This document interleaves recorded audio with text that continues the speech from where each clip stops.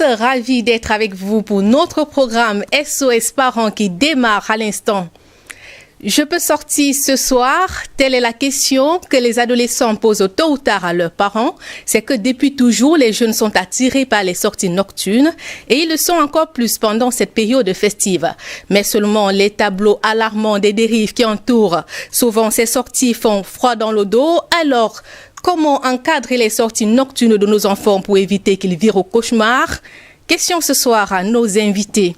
Notre rubrique Mots d'enfant fait un gros plan sur le tétanos et vers la fin, nous prendrons le cri de cœur d'un parent désemparé face à son fils aîné devenu colérique depuis l'arrivée du bébé d'un nouveau-né dans la famille. Voilà pour la vitrine de cette édition. Nous serons ensemble jusqu'à 22h moins quelques minutes.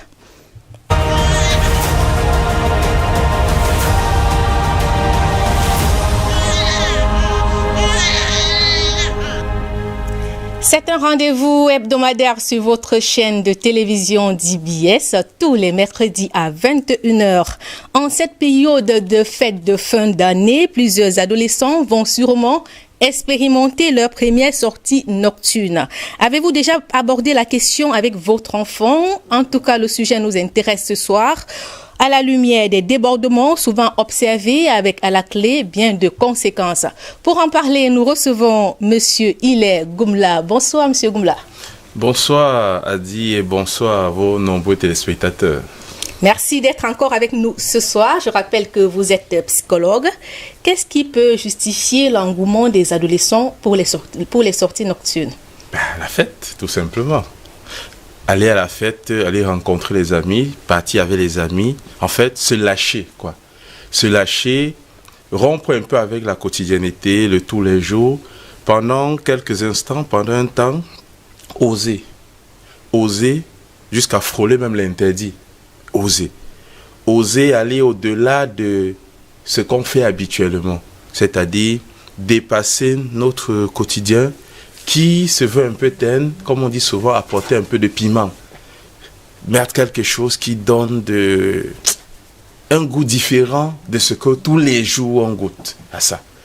Et c'est ça qui fait que quand l'enfant sort, si on n'a pas pris le soin de l'encadrer, de l'éduquer, de lui donner des consignes ou du moins de l'amener régulièrement à être lui-même un adulte, quelqu'un de mature, qui sait prendre des décision, qui sait dire non, alors on ne serait pas surpris qu'il soit entraîné, soit par l'ambiance, soit par des amis, soit par ses propres pulsions à lui-même.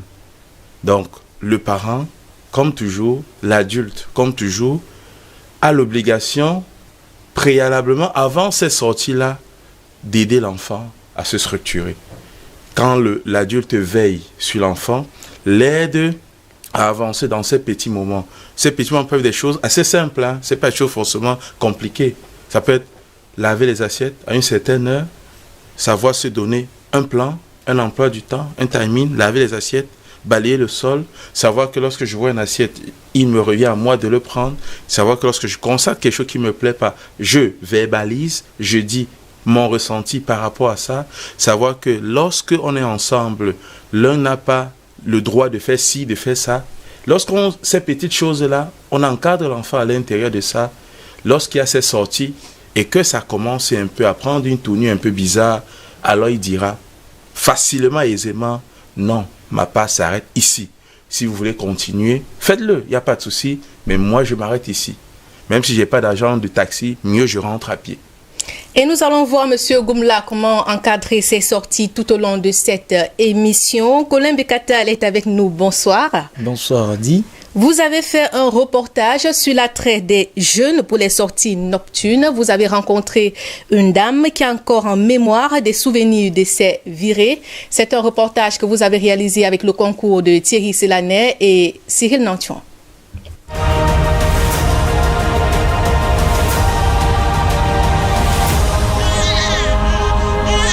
Pour les enfants notamment, ce vieil homme vêtu de pourpre au ventre rebondi à la barbe blanche représente la venue de Noël.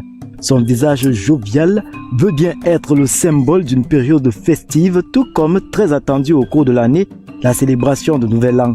C'est aussi l'occasion rêvée de plusieurs adolescents très protégés qui goûtent aux délices de la liberté le temps d'une soirée.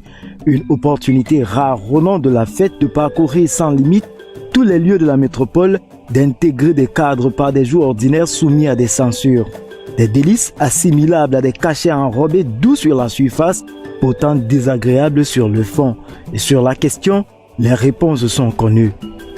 Tous ceux-là qui laissent les enfants vadrouiller, non seulement pas le jour des fêtes, mais très souvent parce que jusqu'à 21h, 22h, vous voyez les enfants descendre, monter, ça crée aussi la confusion. Et ça amène aussi les enfants dans des mauvaises compagnies qui deviennent demain parce que tu n'as pas suivi avec qui il était. C'est pas bien de laisser les enfants vagabonder dans toute la nuit, partout. C'est pas responsable à certains parents, surtout à la mère. Il faut bien contrôler les enfants, même si c'est pendant des jours de fête ou bien de quoi. À la télévision, la plupart ne sauraient dire le contraire.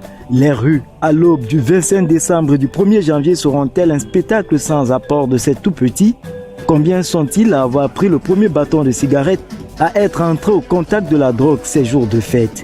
Les filles sont les plus à plaindre. Au mieux, elles y perdent leur chasteté et en deviennent des mères précoces. Au pire, les prédateurs déambulent et cette liberté sans repère les conduit dans les sentiers de ces sans foi ni loi. Daniel, aujourd'hui maman, s'en souvient avec amertume. C'était quand j'avais 15 ans. Les parents m'ont donné la permission d'aller me distraire avec des amis. Et nous sommes allés danser. Et après, la boîte était tellement si serrée que nous, on voulait se divertir. Il était peut-être minuit 31 moins. En rentrant en chemin, comme on voyait les gens se balader aussi en route, on se baladait aussi. En rentrant en chemin dans une ruelle un peu sec, nous avons vu deux jeunes hommes surgir devant nous, nous ordonnant de s'arrêter et nous brutaliser. Et en plus, ils ont failli même nous violer. C'est pas le concours de certains passants qui sont venus à notre secours pour nous sauver de ça. Une expérience qu'elle voudrait tant oublier. Parfois, ça arrive de se sauter, même quand je peux être en train de voir une émission peut-être d'horreur, de viol, ça me fait rappeler l'histoire que je devais vivre il y a cela 15 ans. Donc, ça a toujours un impact sur moi. Ce qui fait que il y a les films que je n'aime pas parfois, parce que surtout les films de viol, les films de guerre, les films de braquage, je n'aime pas parfois souvent, parce que après ça souvent les. Donc, quand je vois ça, après je repense toujours au film que j'ai toujours vu il y a cela 15 ans. Combien sont-elles à porter dans le silence et pour toute une vie le poids d'une telle humiliation? Le paradoxe est établi que de larmes et de mauvais souvenirs en période de fête. Le jeu en vaut-il vraiment la chandelle? Comme le dit l'Écriture, à chacun de porter sa propre charge.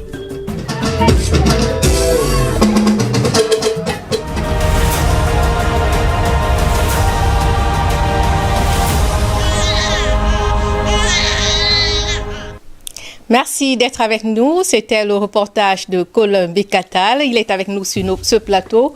Colin Bécatal, à la lumière de votre observation en tant que reporter, quels sont les enfants, quelles tranches d'âge se trouvent généralement dehors pendant les fêtes? Il a dit, on a l'impression que dès lors qu'un enfant est en mesure de se mouvoir, n'est-ce pas, il bénéficie de cette liberté lors des fêtes.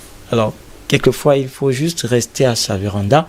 Si on est à une avenue pour se rendre compte que c'est à partir de 19h que des enfants de 10 ans commencent à quitter par masse pour monter. La nouvelle tendance aujourd'hui consiste en des écoles, en des établissements scolaires, n'est-ce pas, qui sont devenus des cabarets. Alors les parents se disent, c'est l'école du quartier. Alors l'enfant peut y aller seul sans le contrôle des parents.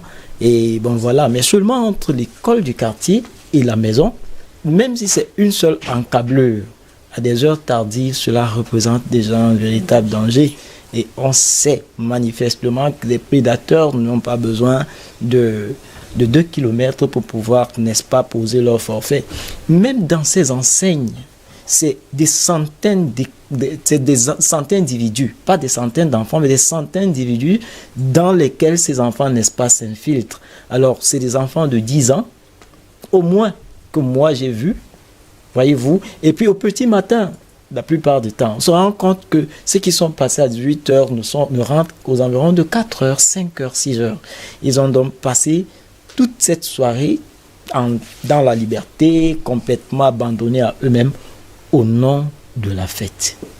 Vous avez rencontré une dame dans votre reportage. Est-ce qu'en dehors d'elle, parce qu'elle a eu la chance de s'en tirer grâce à l'aide des passants, est-ce que vous avez d'autres échos, des gens qui ont eu des conséquences plus graves? Oui, malheureusement. Malheureusement, dans le cadre de notre travail, il nous a souvent été assigné de parcourir des hôpitaux. Voilà, quand tu as recensé des cas d'accidentés. Et j'ai eu le malheur, s'il faut le dire, de rencontrer 2 filles d'environ 13 et 12 ans qui avaient été sévèrement agressées par... c'était un viol en série. Alors vous pouvez comprendre que les 2 filles ont eu des utérus littéralement profanés. Aujourd'hui, je pense qu'elles n'ont plus droit à une autre vie à part la leur. On se comprend. Ce sera très difficile pour elles, n'est-ce pas, de faire des enfants. Alors, le médecin expliquait qu'il était environ 4 heures lorsque les enfants, on les a ramenés complètement, complètement impuissantes, complètement écrasées, complètement bouleversées, complètement perturbées. On ne sait pas exactement à quelle heure, mais une chose est sûre, c'était à une heure tardive. Si elles ont pu être maîtrisées, c'est qu'elles étaient à un endroit où il n'y avait pas de contrôle. Voyez-vous, elles parcouraient des lieux, peut-être y allaient-elles ou en revenaient-elles. Ce qui est sûr, c'est que c'était à l'occasion des fêtes. Une chose est sûre, j'ose croire, que pour des enfants de ces âges-là, ces 2 victimes, à un temps autre que la fête, il aurait été impossible de les voir chez eux, bien plus tard. Et malheureusement, au nom de la fête, elles ont bénéficié de cette liberté alors qu'elles étaient en train de s'en délecter. Je pense que c'est un souvenir qu'elles voudraient oublier. Et puis, sans doute, il y a des centaines d'autres comme ça qui échappent à notre connaissance, malheureusement, au nom de la fête. Merci Colombe Catal d'avoir planté le décor encore ce soir. On se retrouve la semaine prochaine, s'il prête à Dieu. Voilà, bien sûr, comme l'exige le devoir, la semaine prochaine. Monsieur Goumla, des adolescents de 13 ans et moins encore, à des heures tardives pendant les fêtes dehors, au nom de la fête, qu'est-ce qui se passe? Il se passe que la société veut donner à l'enfant la possibilité et contrer un peu le parent. Parce que si un parent, pendant cette période, ne permet pas à son enfant de sortir, le parent sera taxé d'un ensemble de mots un peu oiseux. C'est quoi ce genre de parent qui, pendant la fête, ne permet même pas à l'enfant de se divertir, de sortir un peu? Voyez? Donc, la société dépose un préalable. Comme on dirait, la société contraint en fait le parent à dire, il faut laisser l'enfant sortir. Le parent, et c'est là, on va voir dans son système de valeurs qui est mis en jeu en fait. Quel est le système de valeurs que met en place le parent? Pour savoir jusqu'où je suis prêt à aller, jusqu'où je ne suis pas prêt à aller. Qu'est-ce qu'il y a lieu de faire pour le bien-être de l'enfant, malgré ce que la société peut ou ne peut pas dire? Le qu'en dira-t-on? Est-ce que le qu'en dira-t-on ou le on dit a plus de pression que le système de valeurs qu'il faut offrir à l'enfant? Ce sont les questions fondamentales auxquelles le parent devrait plus s'appesantir que de regarder est-ce qu'il faut aller à gauche ou à la droite. La dame dans le reportage nous met en avant un traumatisme. Et elle dit bien 15 ans en arrière. Ça veut dire, l'événement se passe, elle avait 15 ans. Aujourd'hui, elle a 30 ans, mais l'événement demeure présent. J'espère qu'on s'entend. L'événement demeure présent. L'événement vit toujours en elle, comme si l'événement venait de se dérouler. Et lorsqu'il y a un facteur réactivant, elle a l'impression d'être retournée à cette scène qui demeure un traumatisme pour elle. Le reporter a très bien fait de noter, ce sont des établissements scolaires qui ont pris le relais. J'écoutais une jeune fille dans mon quartier dire « Yeah, il y a un gars qui m'a collé, ma copine. » Vous entendez, vous avez froid en vous, ça vous glace. Et lorsque un parent, notamment une mère, vient dans ce lieu-là, dit qu'il s'est fait déjà, tant mon enfant doit rentrer,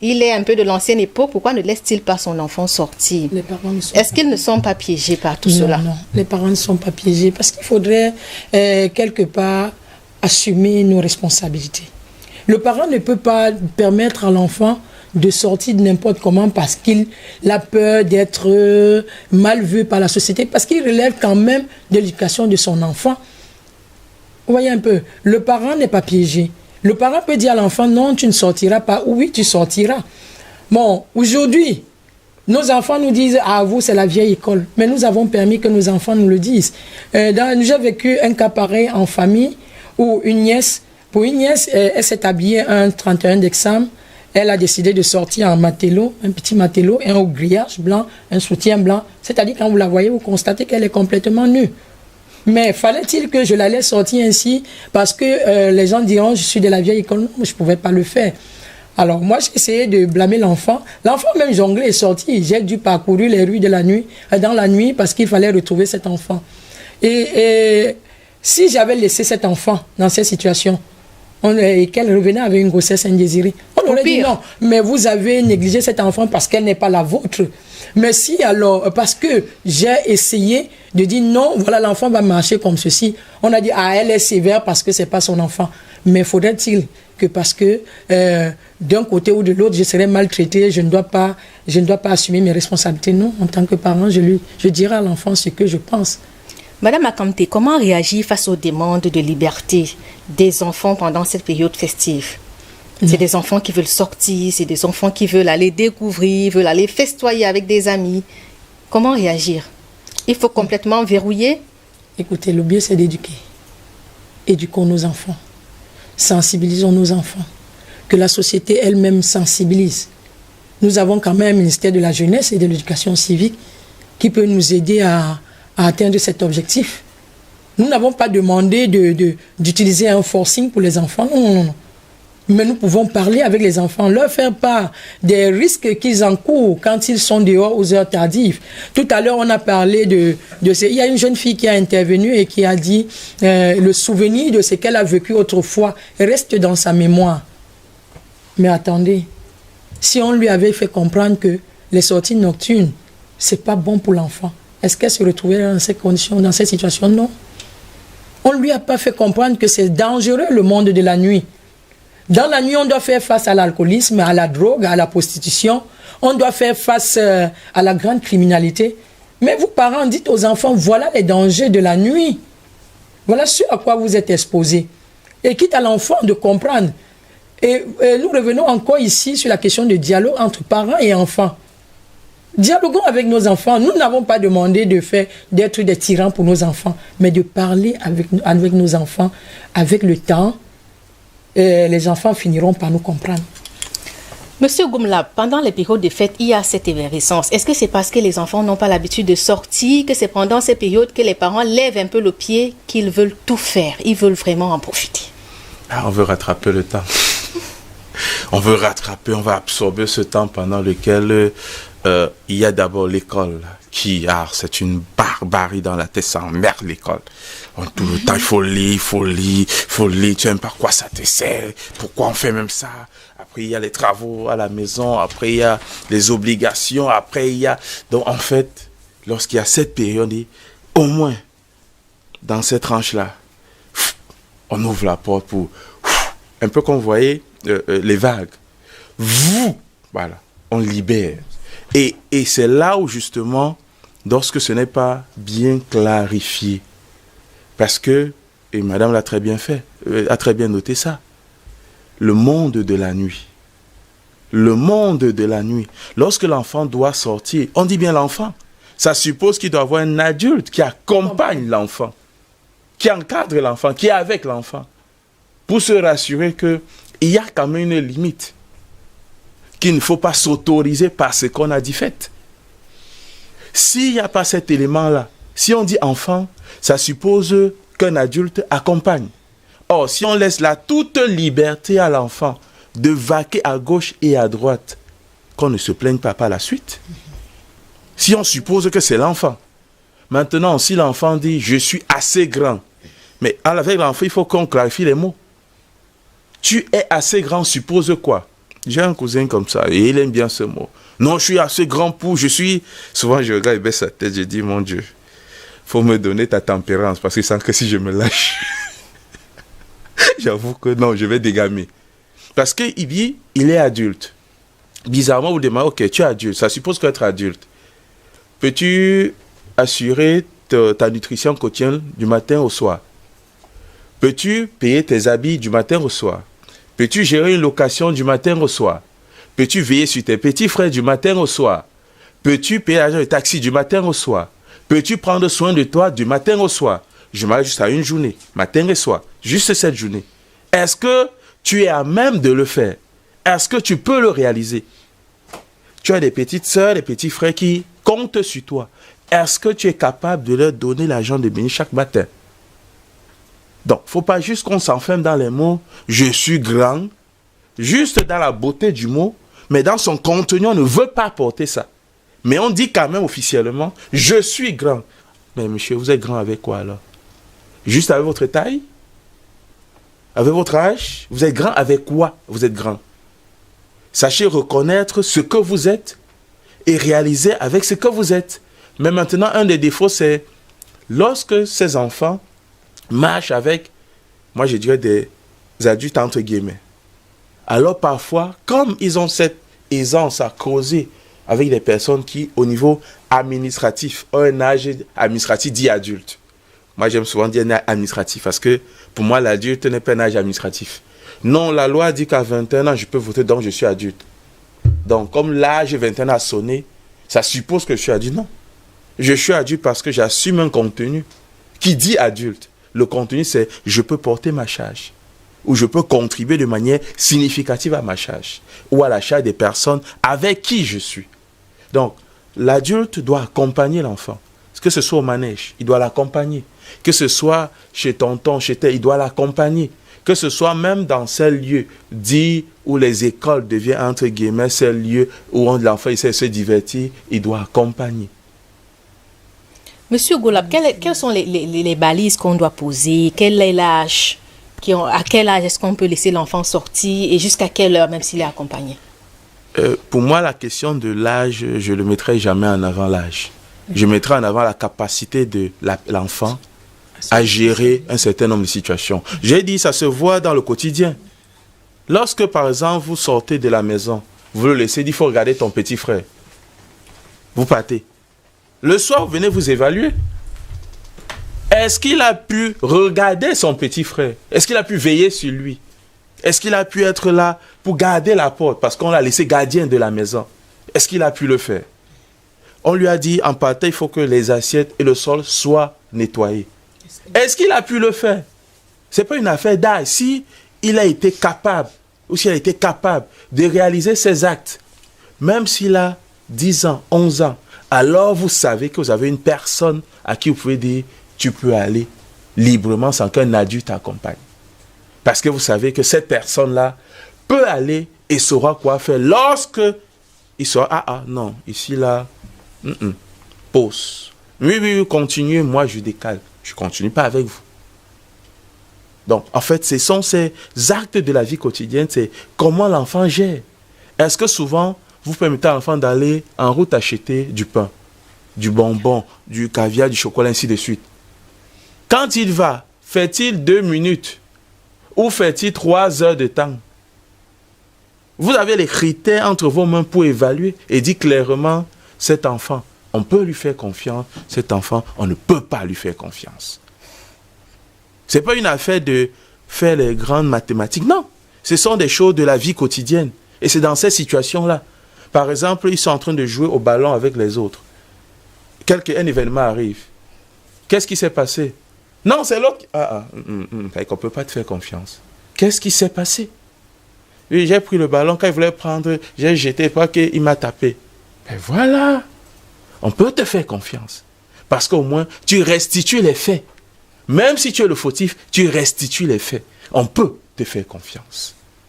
Donc, ça veut dire en fait, si votre enfant, si l'enfant est capable de répondre à ces situations-là, alors, c'est pas pour moi, c'est pas une affaire d'âge, c'est pas de dire, l'âge, c'est juste une affaire chronologique.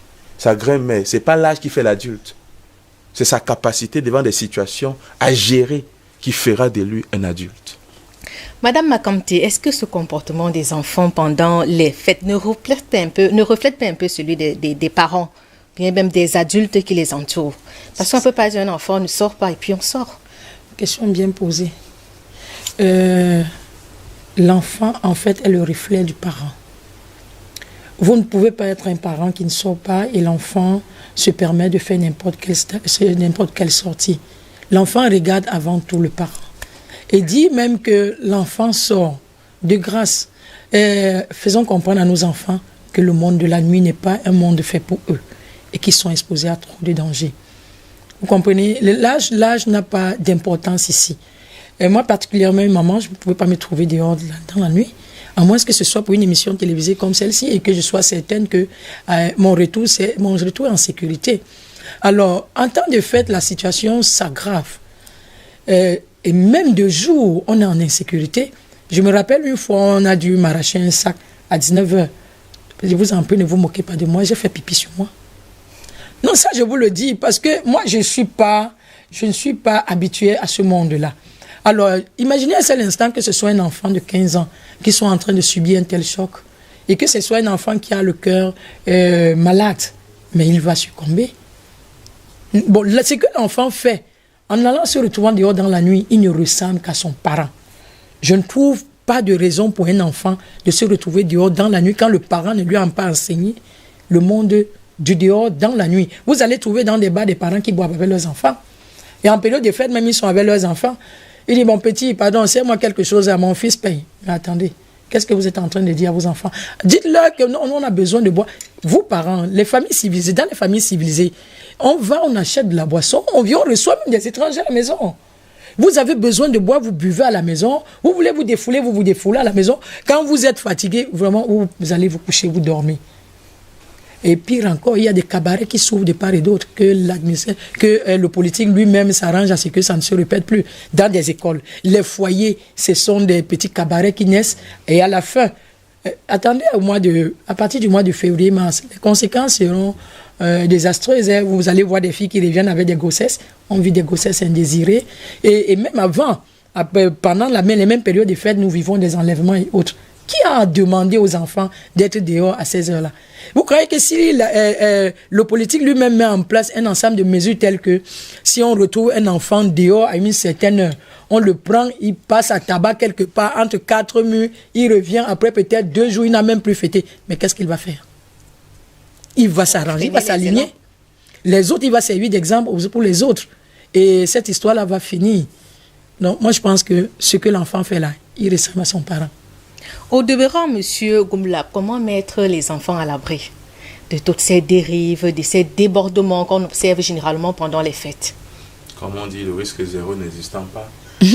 Même parfois à la maison, les accidents arrivent. Même à la maison, les accidents arrivent. Donc, autant dehors que dedans. Tout ce qu'on peut dire, c'est faire ce dont on est capable, en fait. Le parent, il peut avoir dans le quartier peut décider, par exemple, d'organiser un événement pour le quartier. Ça se fait au quartier, ça veut dire, c'est entre un cadre bien, entre voisins, c'est un cadre bien qualifié. Ça veut dire, les parents sont invités, les enfants sont invités, ils font leurs jeux, donc, le quartier organise une messe. Là, ils jouent entre eux, ils s'amusent. Après, vers 1h, ok, on éteint les lampions et chacun rentre à la maison. Ça, c'est clair. Ça permet chacun reste dans un quartier, nous on a eu à faire ça et c'était très beau. C'est-à-dire que vous êtes au quartier, on achète nos boissons, on dépose au quartier, on met notre film, on zappe, on regarde, on bavarde. Bizarrement, ceux qui sont allés fêter, vers 1h, ils reviennent nous retrouver, on dit c'est déjà fini.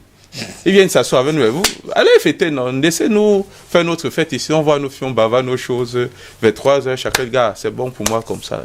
En fait, on a biaisé, moi c'est mon sentiment, on a biaisé le mot fête en fait. Fête, c'est en fait se réjouir, mais ce n'est pas aller se défouler comme si on dirait que le monde devait mourir demain, quoi. Comme si la vie devait s'arrêter de vivre, en fait.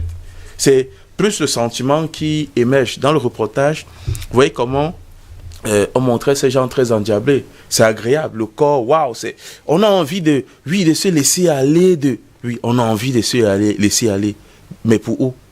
Vers quoi? La suite, c'est quoi? Demandez à ces personnes, lorsqu'ils y vont, au sortir, prenez un temps, donnez juste pendant 10 minutes, expliquez-moi, vous sentez comment? Ils vont vous dire vide. Claire. Ils vont vous dire, ils se sentent vides. Et c'est pourquoi on crée ce qu'on appelle une drogue. Ce n'est pas une drogue dure, mais une drogue dans la manière de procéder, ou un manque, on crée le manque. Il faut absolument que le lendemain, on revienne. Après-demain, on revient, on est comme pris au piège d'une situation dans laquelle soi-même, on ne sait même plus dans quoi nous sommes. Donc, comment en sortir? Le parent doit être au clair avec son système de valeurs. Le parent doit être au clair avec son système de valeurs. Quand il est au clair avec son système de valeurs, il saura inculquer ça aux enfants. Et même aux enfants de l'enfant, on dit, le père là, s'il a dit pardon, fais-toi ne cherchez pas toi, réfléchis le père là. Monsieur Goumbla, il y a quand même les enfants qui ont le goût de l'interdit. Comment faire face aux enfants qui transgressent? Par mimétisme, on a des petits copains qu'on va aller retrouver. Comment faire face à ce genre d'enfants? Lorsque l'enfant a le goût de l'interdit, il faut l'y aider. En fait, moi, souvent des positions, souvent un peu très terribles par rapport à ça. Si l'enfant a le goût de l'interdit, ça veut dire qu'il veut grandir. Ça montre qu'il est grand. Alors, donnez la responsabilité d'un grand. Et la vie avance. Si a le goût de l'interdit, ok. Ça suppose que, monsieur, madame, on s'assied, on prend un papier, on fait un contrat. Comme vous estimez que, par le goût de l'interdit, vous êtes suffisamment grand, prochainement, à partir de telle date, on va commencer à vous considérer comme un grand. Et un grand suppose A, B, C, D, E, F. Voilà. Et de cette manière, si on avance, vous choisissez votre route, libre à vous. Moi, parent, je choisis ma route. Si vous estimez que ça vous convient, puis il n'y a pas de souci. Mais au moins de manière claire, à un moment donné, il faut savoir être très dur.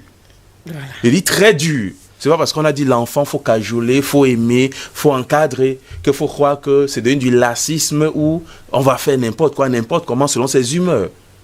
Vous dites, on a un cadre. On définit un cadre. Et dans ce cadre, monsieur, si vous estimez que vous êtes dans ce cadre, alors voilà ce qui est attendu, voilà ce qui n'est pas attendu. Si vous estimez que vous aimez l'interdit, prendre de l'alcool, aller fumer ou aller chez le copain tant pis, c'est votre droit. Je ne vais pas vous l'empêcher, vous estimez que vous êtes grand. Mais il faut que de manière claire, on sache comment on avance. Et il faut savoir, comme je dis, à un moment donné, quelqu'un disait, il n'est pas bon d'être martial avec l'enfant. Non, il faut savoir ce qu'on veut. Il y a des sociétés dites primitives. Je dis dites parce que malheureusement, elles sont dites primitives, mais malheureusement, on a comme le paradoxe que c'est plutôt dans ces sociétés où on forme le mieux. C'est-à-dire, il y a ce qu'on appelle des rites de passage qui nous manquent. Parce que quelque part derrière, c'est un peu ce rite de passage que certains enfants veulent retrouver. Qui malheureusement, dans nos sociétés, ces rites de passage n'existent presque plus. C'est-à-dire, on ne transitait pas d'un âge comme ça là. Il y avait des codes, il y avait des paramètres qui disaient qu'on est sorti d'une caste à une autre. On n'est plus dans l'ancienne caste, on est dans une autre caste. Et ce n'était pas le critère âge qui fondait ça. Ce n'était pas ça. C'était des attitudes, c'était des réalisations. Par exemple, c'est réussir à attraper un animal. Si je peux déjà attraper un animal, ça veut dire que je suis déjà un adulte. Si je peux aller déjà cueillir un fruit où il y a des abeilles sans me faire piquer, alors je suis déjà un adulte. Si je peux, alors je suis ça. Donc, peut-être l'enfant veut retrouver ces rites-là. Mais le parent, comme il n'est pas outillé pour faire, il ne peut pas répondre à ça. Donc, lui, qu'est-ce qu'il peut faire? C'est de dire à l'enfant, ça, c'est ce que je peux, ça, c'est ce que je ne peux pas.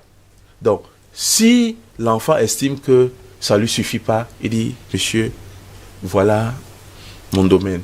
Si vous voyez que vous voulez sortir mon domaine, sortez vraiment aussi. Pour que tout le monde soit clair. Ça, c'est clair. Madame Makanté, dans notre logique de sensibilisation à l'aube de ces fêtes de fin d'année, comment est-ce qu'on peut encadrer les enfants pour éviter tous les débordements souvent observés avec à la clé bien de conséquences?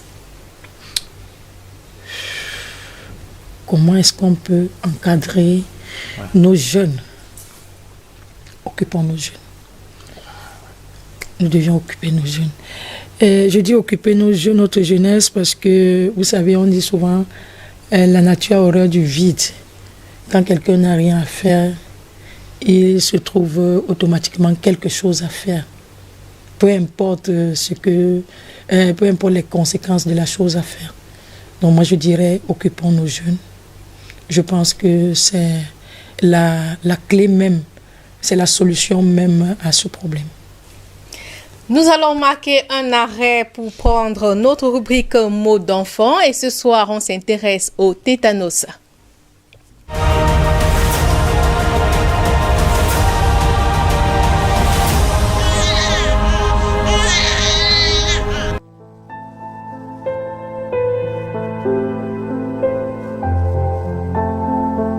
Dans les plaies de blessures mouillées, toutes les femmes enceintes qui ont fait un enfant ont fait les vaccins antitétaniques.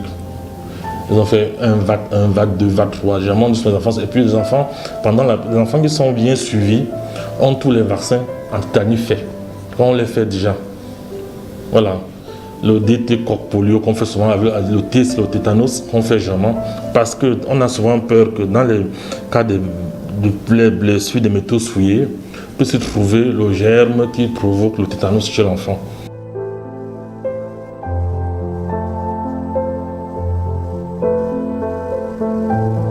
Ce qu'il faut faire, c'est de nettoyer.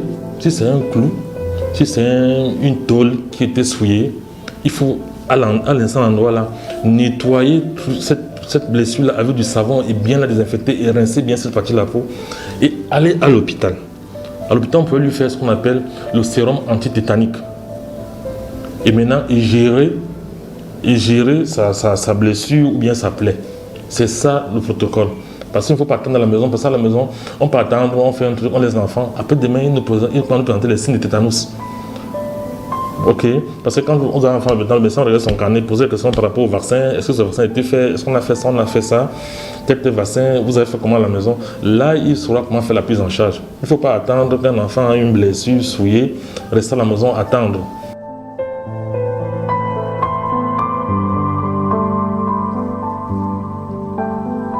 Tous ces trucs qu'on écrase, on ne sait pas pourquoi on est écrasé. On peut prendre, on écrase et quand on ressouille la blessure, au contraire, avec un truc qui n'était pas sain.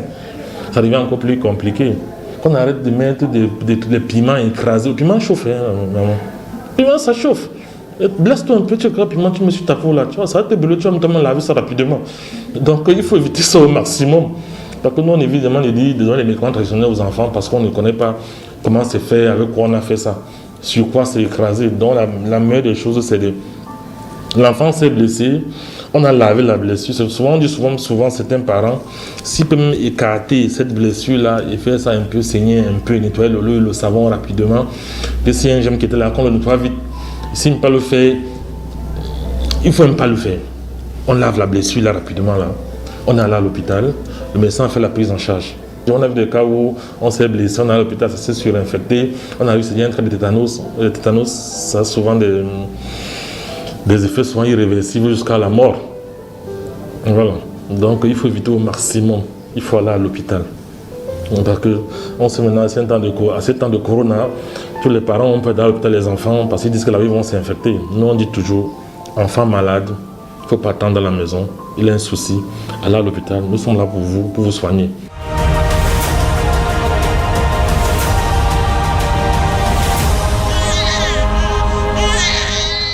C'était notre rubrique mots d'enfant avec le pédiatre Njoya Suleiman, rencontré par Cynthia Nguemo. Place à présent au cri de cœur.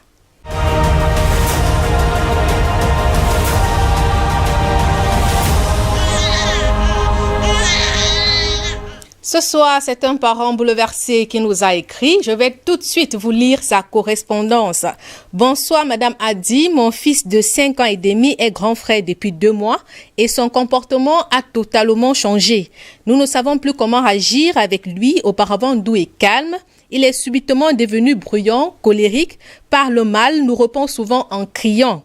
Nous ne le reconnaissons plus. Son père et moi prenons le temps de lui expliquer presque chaque jour que l'arrivée de son petit frère ne change rien à l'amour que nous lui portons.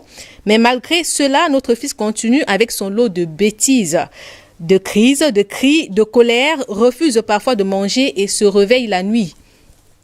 Comment devons-nous réagir face à ce refus d'obtempérer? Nous sommes un peu découragés car il n'est plus le petit garçon enjoué et de bonne humeur que nous avions connu.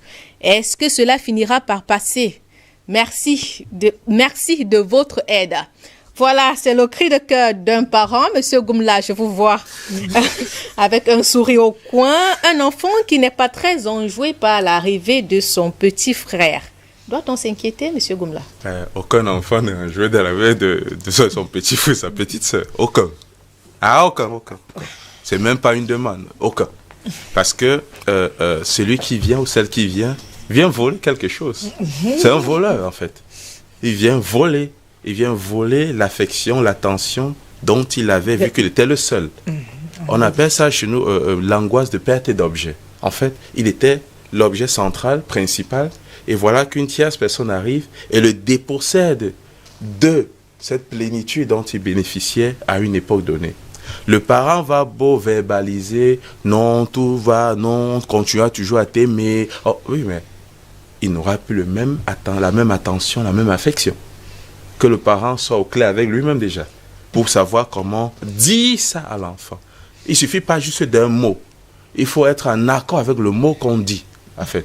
Parce que l'enfant, intuitivement, perçoit la dichotomie qui est entre les deux. L'enfant perçoit. Or, intellectuellement, il ne comprend pas ce qui se passe.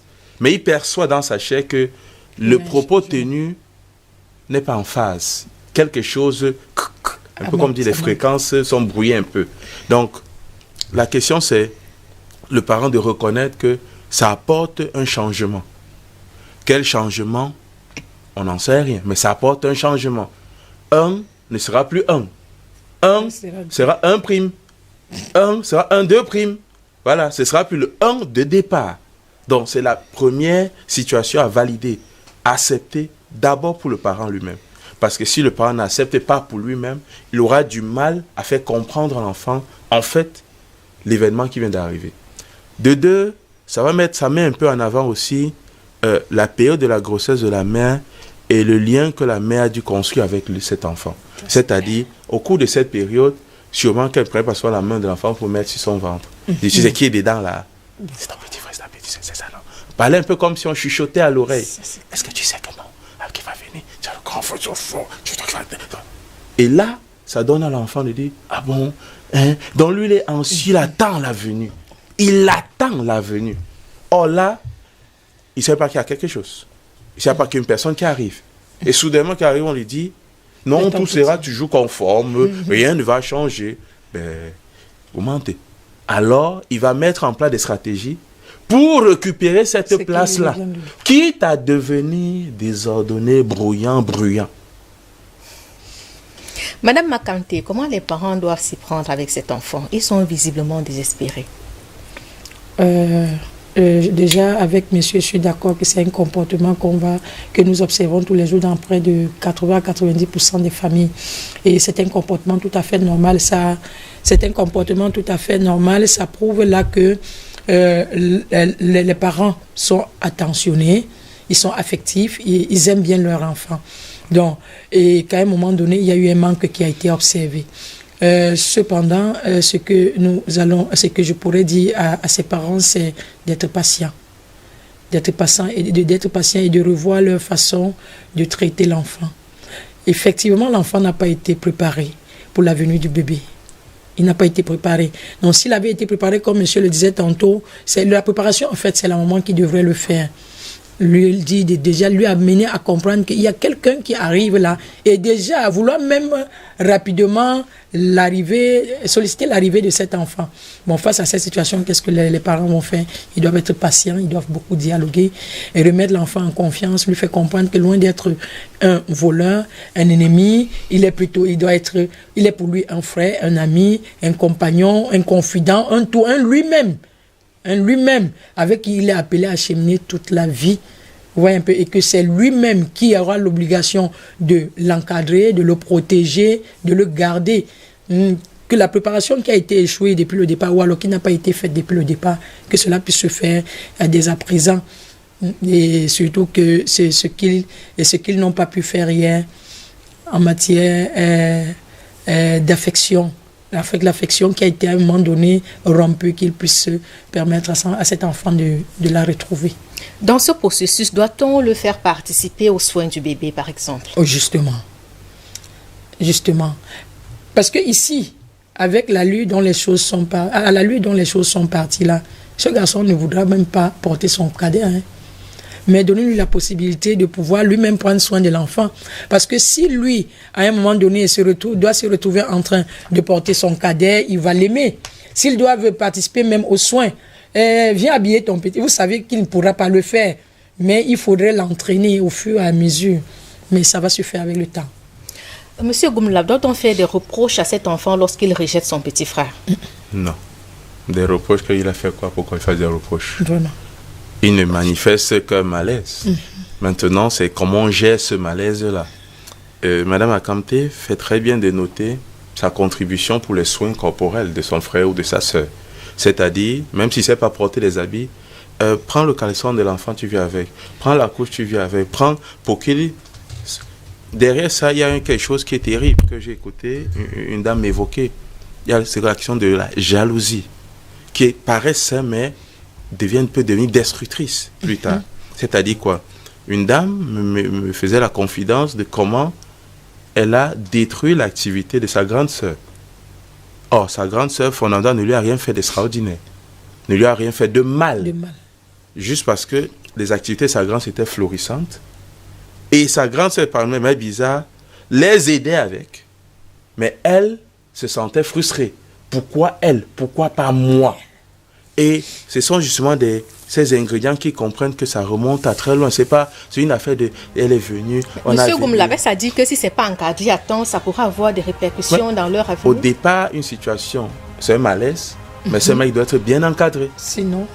Parce que ça laisse des séquelles, il ne faut pas que ces séquelles détruisent. Il faut que ces séquelles construisent plutôt. Donc, il faut accompagner l'enfant en écoutant sa douleur, mais il faut l'accompagner.